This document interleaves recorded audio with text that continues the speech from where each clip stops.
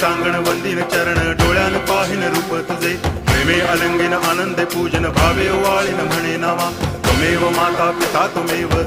बंधुश्च सखा त्वमेव विद्या द्रविणं त्वमेव सर्वं मम देव कायेन वाचा मनसेन्द्रियैर्वा बुद्ध्यात्मना वा प्रकृति स्वभावात् करोमि यद्यत् सकलं परस्मै नारायणायति समर्पयामि अच्युतं केशवं रामनारायणं कृष्णदामोदरं वासुदेवं हरि गिरिधरं माधवं गोपिकावल्लभं जानकीनायकं रामचन्द्रं भजे हरे राम राम